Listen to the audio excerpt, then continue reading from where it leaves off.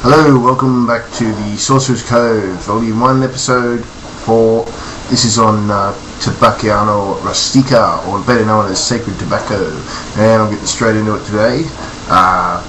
Sacred tobacco is being used for centuries and centuries, mainly by the people of the Americas, from North right down to South America. The Native American Indians have a bit of a different tobacco as well that grows wild tobacco. It's the lobelia, it's called. So won't be discussing that today, however. There are numerous varieties of the nicotiana species, and we're focusing on the rustica. The other one that's most popular is the tobacum, which is used commercially for cigarettes and so forth. The difference between the two mainly is that the rustica has almost up to 18 to 20 times the amount of alkaloid content in the plant as opposed to the tobacum. A lot of this is lost in the commercial tobacco when they cure it, because they cure it for up to about 8 years, and they use smoking sheds and all this kind of thing, and different kinds of flavours in the woods, different types of woods they burn while they smoke it to produce different flavours as well. With sacred tobacco, it's grown wild, it is picked, but the material isn't cured the same way the tobacco is. So what they do, they like to maintain the high content of the alkaloid in it, and make use of that during initiations for the young men.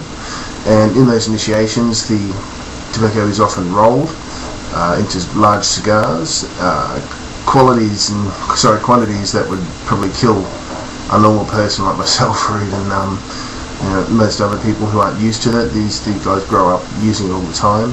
In high levels, it is a psychoactive and psychotropic medicine plant, and it is exactly that. It's the pinnacle of medicine plants. Historically, it's been used in trade, it's been used for healing, seeing and diagnosing illnesses with people within the tribe and so forth. It's used as a snuff through bones and so forth, traditionally. It is used as a concoction, a power drink basically, and the difference in use is that only the shamans and the tabaqueros drink the actual potion, whereas the village people snuff the potion through their nose, they get the liquid up their nose. Now, rustica is a powerful stimulant, and I make it as a tea often, or I smoke it. When you smoke it, it doesn't have the longest lasting effect as a stimulant unless you smoke quite a bit of it, and it can also be smoked well with datura or marijuana if you want to use that as well. It kind of conflicts with the marijuana a little bit, as opposed to normal tobacco when you put that in. But the effect is a stimulant. It's a very powerful stimulant, especially as a tea, and you would put in basically 1 teaspoon with a tea bag, or even some mint, couple of sugars, make it nice and sweet, and no milk, so you're drinking it black. Basically, it has a pepper taste, and it can be a little bit coarse to swallow, but it is quite sweet and has an interesting taste and smell. It's not a coarse taste at all. It's not too bad. Also good for using as dreaming and in meditation as well. It's a very good plant to use ritually. And the natives also used it to welcome and present it at the smoke as a gift to the spirits during their rituals and ceremonies as well. So, as I said before, it's the pinnacle of medicinal plants pretty much throughout the world. Once again, the West has taken that, turned it into a mass product, spray it with poisons and so forth, and try to kill us with it. You can debate all the studies, I don't know about them, I really don't think there's that much to be said on that, but I want to discuss here. Nonetheless, the sacred tobacco is a beautiful tobacco, and it can be prepared basically. The leaves are removed. Here's some dried tobacco, fresh dried tobacco. This is a few months old now, I'm letting it sit. I smoke it from time to time. This one here is mainly offcuts and flowers. It has a bit of a darker texture and a bit of a stronger flavour, but again, it's very nice. But the leaves, the first one I'll show you is the leaves. In cultivating and preparing the plant, you can use, I've got him here, basically the seeds are very, very small, and I have here, I'll use this.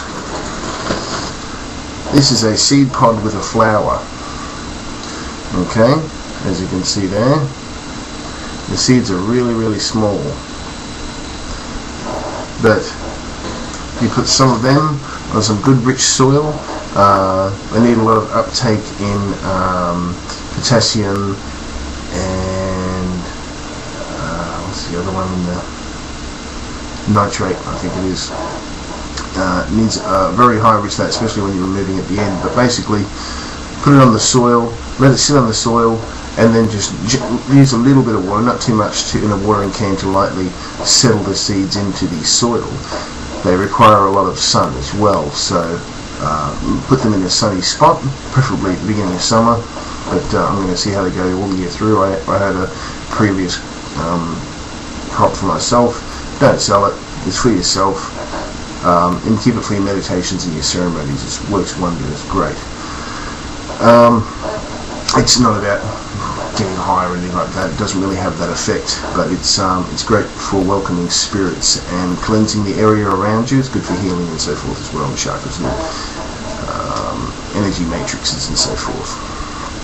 Now, when the plant starts to grow, here we are here, we have one right here for you.